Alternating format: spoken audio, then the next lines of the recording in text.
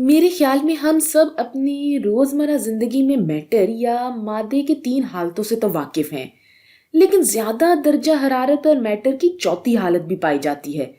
लेकिन अमूमन मैटर जिन हालात में पाया जाता है वो है ठोस या सॉलिड, माया या लिक्विड या फिर गैस।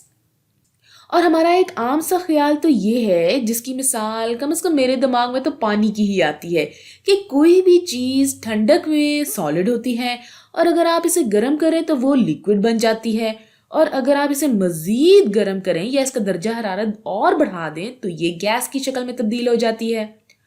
और पानी के मामले में अगर आप सॉलिड की बात करें तो वो बर्फ़ है, अगर आप लिक्विड की बात करें तो वो ठंडा पानी या लिक्विड पानी कह लें। मेरे ख्याल में हम सब जानते हैं कि मैं किस चीज़ की बात कर रही हूँ। और फिर आखिर में अगर हम गैस की बात करें तो पानी भाप या वेपर की शक्ल में होता है। तो चलिए हम कुछ पानी के मामले पर बात करते हैं और फिर दूसरे मॉलिक्यूल्स की तरफ चलेंगे। तो थोड़ा सा सोचें कि ऐसा क्या है जो पानी को सॉलिड बना देता है। जब इसका दर्जा हरारत बढ़ता है तो इसे लिक्विड या गैस में तब्दील होने की इजाज़त देता है। तो चलिए पानी का एक मॉलिक्यूल बना लेते हैं। यहाँ पर आपके पास ऑक्सीजन है, यहाँ पर हाइड्रोजन के साथ कुछ बॉन्ड्स मौजूद हैं और फिर यहाँ ऑक्सीजन में वैलेंस इलेक्ट्रॉन के दो इजाफी जोड़े भी हैं। और पिछली वीडियोस में मैंने आपको बताया था कि ऑक्सीजन हाइड्रोजन के मुकाबले में बहुत ज़्यादा इलेक्ट्रोनेगेटिव होता है और ये इलेक्ट्रॉन्स को अपनी तरफ खींचता है। तो यहाँ ये आपको बताता है कि ये इलेक्ट्रॉन्स इधर और इधर बांट रहे हैं या शेयर कर रहे हैं। फिर इस लकीर की दोनों तरफ आप देख सकते हैं कि हाइड्रोजन और ऑक्सीजन अपने अपने इलेक्ट्रॉन्स का हिस्सा डाल रहे हैं। लेकिन हमें मालूम है कि ऑक्सीजन की ज़्यादा इलेक्ट्रोनेगेटिविटी की वजह से इलेक्ट्रॉन्स हाइड्रोजन के मुकाबले में ऑक्सीजन के गिर्द अपना ज़्यादा वक्त गुजारते हैं और बिल आखिर इसकी वजह से ऑक्सीजन पर पार्शियल नेगेटिव चार्ज आ जाता है और हम इस पर पहले भी थोड़ी बहुत बात कर ही चुके हैं। फिर अगर हम हाइड्रोजन वाले सिरे की बात करें तो इसके पास पार्शियल पॉजिटिव चार्ज आ जाता है और अब इन मॉलिक्यूल्स की काइनेटिक एनर्जी बहुत कम होती है, तो ये ज्यादा हरकत नहीं कर रहे होते और इसकी वजह से हाइड्रोजन का पॉजिटिव सिरा दूसरे मॉलिक्यूल्स के ऑक्सीजन के नेगेटिव सिरे की तरफ खिंचता है या अट्रैक्ट होता है। यहां मैं कुछ और मॉलिक्यूल्स बना देती हूं।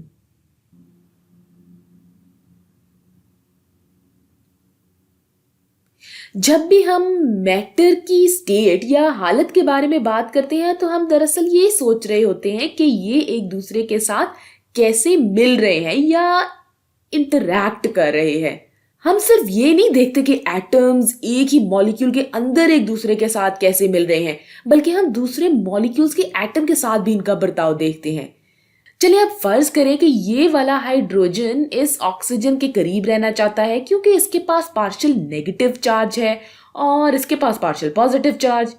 अब मैं यहाँ भी एक एक वाटर मॉलिक्यूल बना सकती हूँ।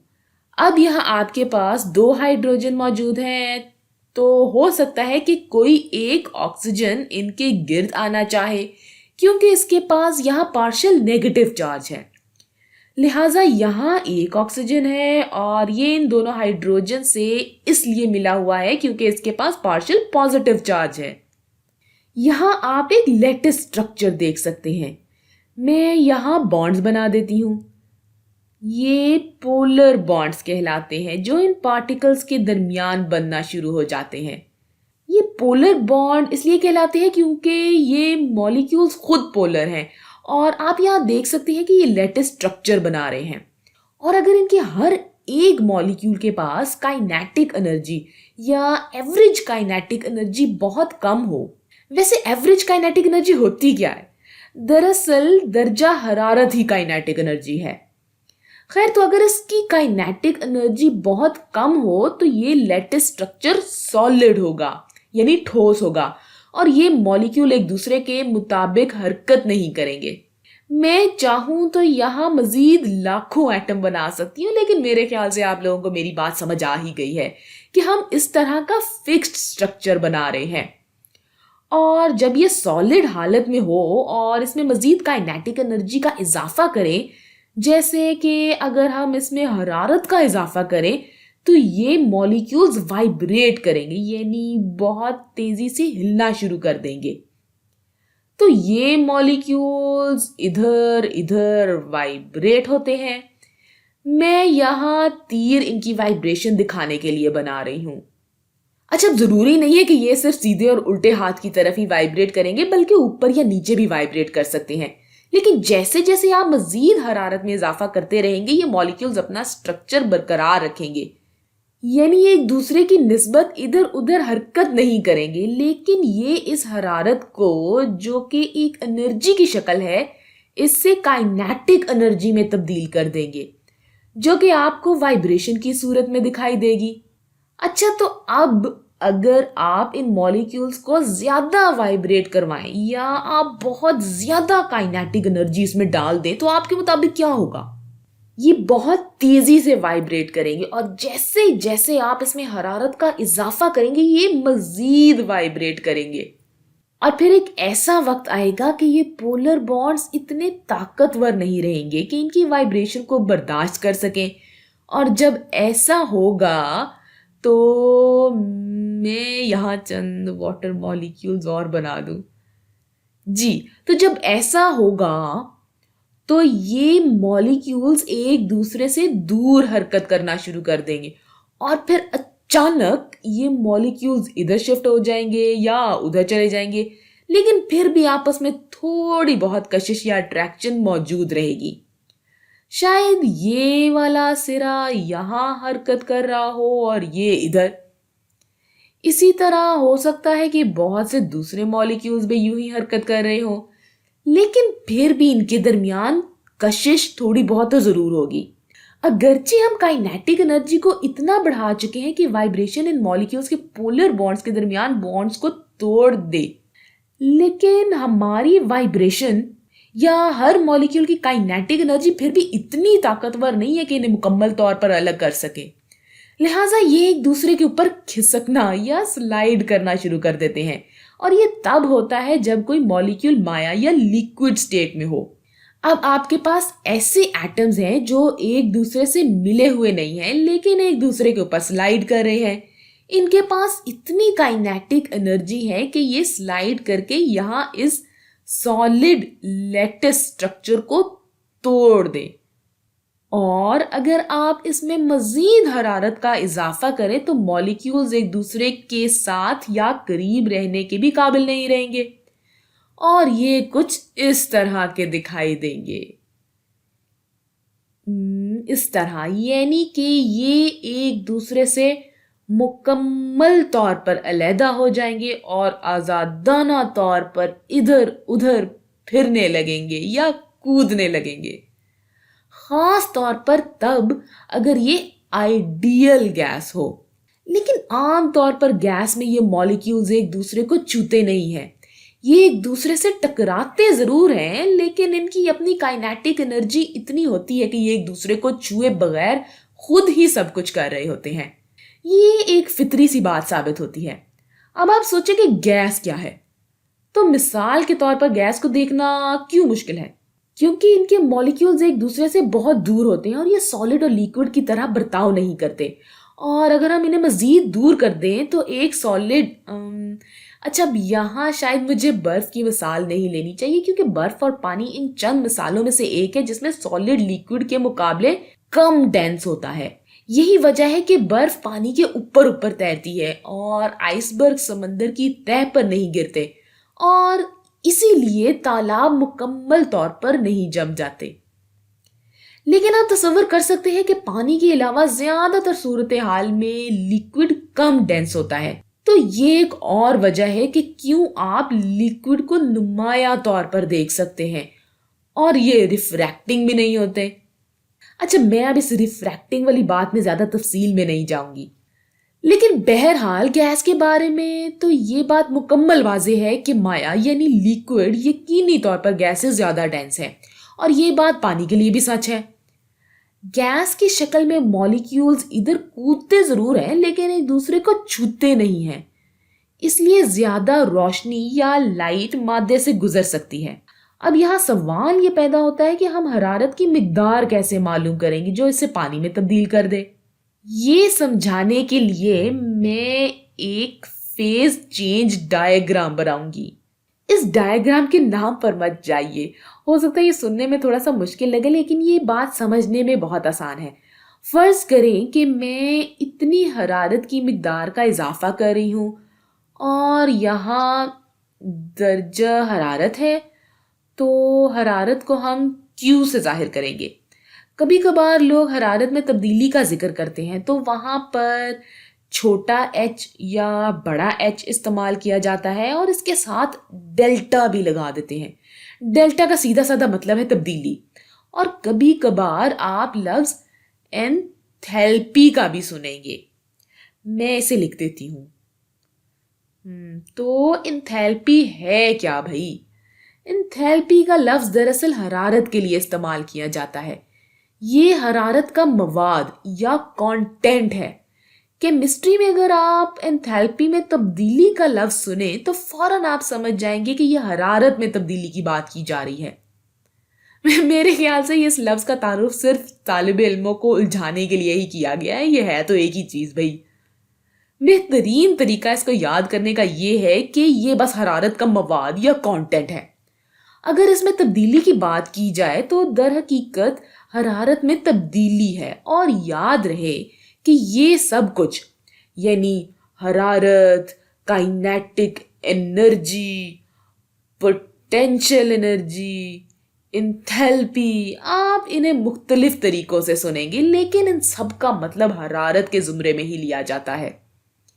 ये सब ताकत की मुख्तलिफ शक्लें हैं और इन्हें जूल्स में नापा जाता है। इन्हें दूसरे तरीकों से भी नापा जा सकता है लेकिन जूल्स इसका रवायती यूनिट है।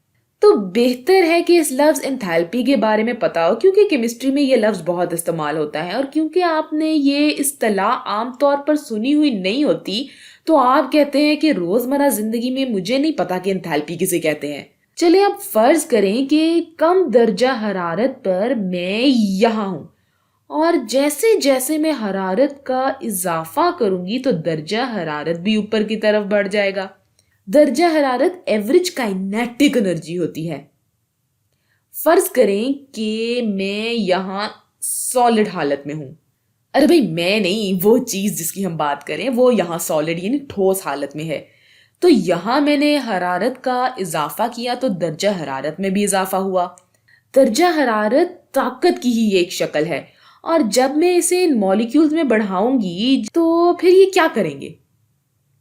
यहाँ ये इन्हें मजीद वाइब्रेट करवाएंगे या इनमें काइनेटिक एनर्जी या एवरेज काइनेटिक एनर्जी की मिकदार को बढ़ा देंगे और यही दर्जा हरारत की पैमाइश भी है। तो जैसे ही मैंने इसमें हरारत का इजाफा किया तो एवरेज काइनेटिक एनर्जी भी ऊपर की तरफ गई। अब यहाँ एक दिलचस्प चीज होती है। फर्ज करें कि यह पानी है तो 0 डिग्री जो कि 273.15 केल्विन के बराबर होता है। तो इस दर्जा हरारत पर सॉलिड में क्या होगा? ये लिक्विड में तब्दील हो जाएगा और बर्फ पिघल जाएगी। सारे सॉलिड में ऐसा नहीं होता। हम यहाँ बिलखुसूस वाटर मॉलिक्यूल की बात कर रहे हैं। तो हमारी मिसाल के मुताबिक ये बर्फ है। खैर 0 डिग्री पर जो दिलचस्प चीज होती है उस पर बात कर लेते हैं।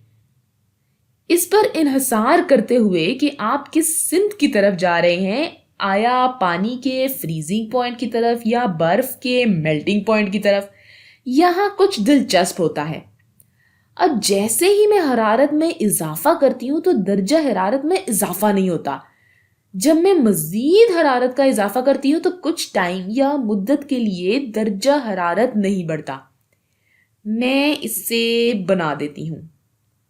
तो थोड़ी मुद्दत के लिए दर्जा हरारत एक जैसा या कांस्टेंट रहता है और जब तक ये दर्जा हरारत एक जैसा रहता है ये सॉलिड ही रहता है और फिर कुछ देर बाद ये बिल आखिर लिक्विड में तब्दील हो जाता है।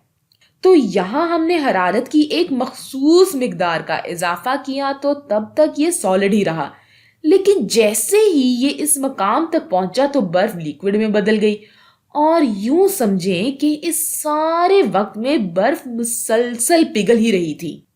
ये इसे समझने का बेहतरीन तरीका है। और फिर एक बार जब हम ज्यादा और बहुत ज्यादा हरारत का इजाफा करते हैं तो फिर ये लिक्विड भी मजीद गर्म हो जाता है, और अब हम वहां पहुंच गए जहां टेम्परेचर या दर्जा हरारत पानी के लिए मजीद दिलचस्प हो जाएगा।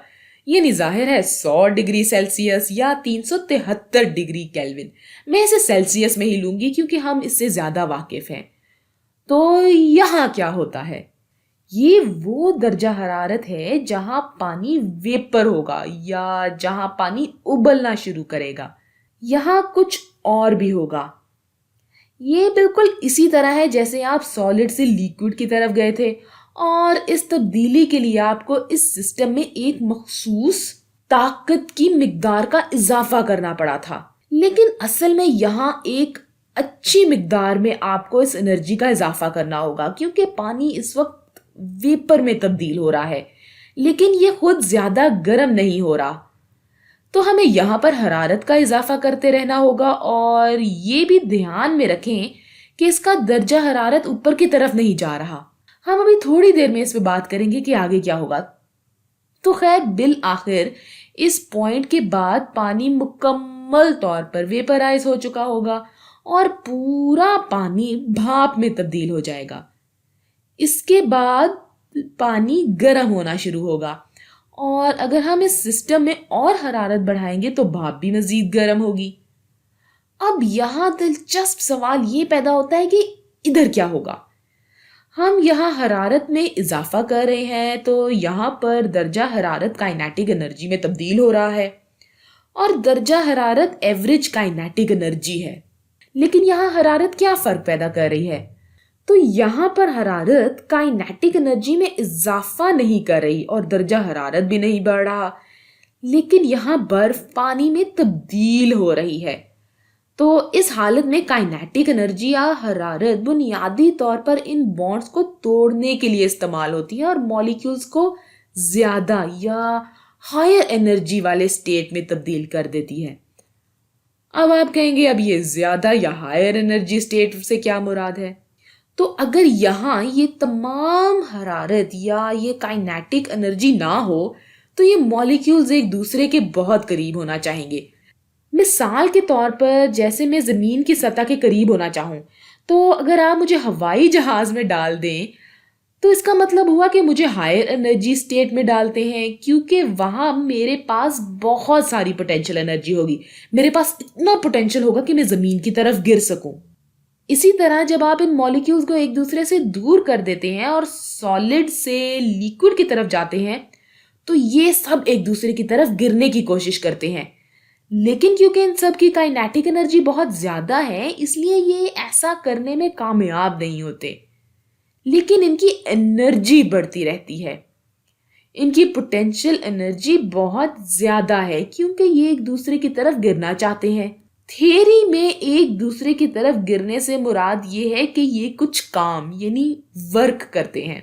तो यहाँ पर जब हम हरारत का हिस्सा डालते हैं और इतनी मिकदार में हम हरारत का इजाफा करते हैं तो ये मादे को पिघलाने वाली हरारत या हीट ऑफ फ्यूजन कहलाती है। हीट ऑफ फ्यूजन, क्योंकि ये हरारत की इतनी ही मिकदार रहती है बगैर ये देखे कि हम किस सिमत में जा रहे हैं। जब हम सॉलिड से लिक्विड की तरफ जाएंगे तो आप इसे पिघलाने वाली हरारत के तौर पर लेंगे, यानी ये वो चीज है जो बर्फ को लिक्विड में तब्दील करती है। और जब आप इस सिमत में जाएंगे तो ये वो हरारत होगी जो कि आपको 0 डिग्री के पानी से निकालनी होगी ताकि ये बर्फ में तब्दील हो जाए। यानी आप पोटेंशियल एनर्जी के जरिए से इन मॉलिक्यूल्स को एक दूसरे के करीब से करीब तर ला रहे हैं। और इसको सोचने का सही तरीका ये है कि यहाँ पर हरारत काइनेटिक एनर्जी में तब्दील हो रही है। फिर हमारे पास ये फेज सॉलिड से लिक्विड में तब्दील होता है और यहाँ ये हरारत इस सिस्टम में पोटेंशियल एनर्जी के इजाफे के लिए काम आती है, या यूं कह लें कि मॉलिक्यूल्स के एक दूसरे से दूर करने या फिर इन्हें ज्यादा पोटेंशियल एनर्जी देने के काम आती है। और फिर जब आपके पास मुकम्मल लिक्विड बन जाए तो ये अब मजीद गर्म होता जाएगा और अब एक बार फिर हरारत काइनेटिक एनर्जी में तब्दील होगी और यहाँ पानी के मॉलिक्यूल्स एक दूसरे के ऊपर तेजी से हरकत करेंगे। कुछ मकामात पर ये मुकम्मल तौर पर एक दूसरे से डिसोसिएट होकर यानी अलहदा होना चाहेंगे। तो ये चीज यहाँ पर हीट ऑफ वेपराइजेशन है। पहले हम इन्हें एक दूसरे के ऊपर स्लाइड करवा रहे थे और अब हम इन्हें एक दूसरे से दूर कर रहे हैं। और फिर जब हम एक बार हरारत की इतनी मिकदार बढ़ा देते हैं तो अब बस हम भाप को गर्म कर रहे होते हैं या गैस की शक्ल में मौजूद पानी को, और अब ये मजीद गर्म से गर्म तरीन हो रहा होता है। जब मैंने पहली बार इसके बारे में पढ़ा था तो यहाँ मुझे दिलचस्प बात ये लगी थी कि जब भी मैं 0 डिग्री के बारे में सोचती थी तो कहती थी कि इस दर्जा हरारत पर पानी बर्फ की ही शक्ल में होगा, लेकिन ऐसा होना जरूरी नहीं है। अगर आप पानी से शुरू करें और इसे 0 डिग्री तक ठंडा करते जाएं तो आप बुनियादी तौर पर सारी हरारत पानी से निकाल रहे होते हैं। तो फिर आप यहाँ 0 डिग्री का पानी भी हासिल कर सकते हैं जो जरूरी नहीं कि बर्फ में तब्दील हो चुका हो, और इसी तरह आप 100 डिग्री वाला पानी भी हासिल कर सकते हैं जो कि भाप में तब्दील ना हुआ हो, और इसमें आपको मजीद ताकत का इजाफा करने की जरूरत होगी। लिहाजा आप 0 डिग्री का पानी भी हासिल कर सकते हैं और 100 डिग्री का पानी भी। बहरहाल मैं उम्मीद करती हूँ कि आपको ये अच्छी तरह समझ में आ गया होगा कि मैटर या मादे की 3 मुख्तलिफ हालतें कैसी होती हैं। और अब अगली वीडियोस में हम बात करेंगे कि इस लाइन पर हरकत करने के लिए कितनी हरारत की ज़रूरत होती है, और शायद हम कोई सवाल ऐसा भी हल करें जिनमें हम ये निकालें कि कितनी बर्फ हमें अपने शरबत को ठंडा करने के लिए चाहिए होगी।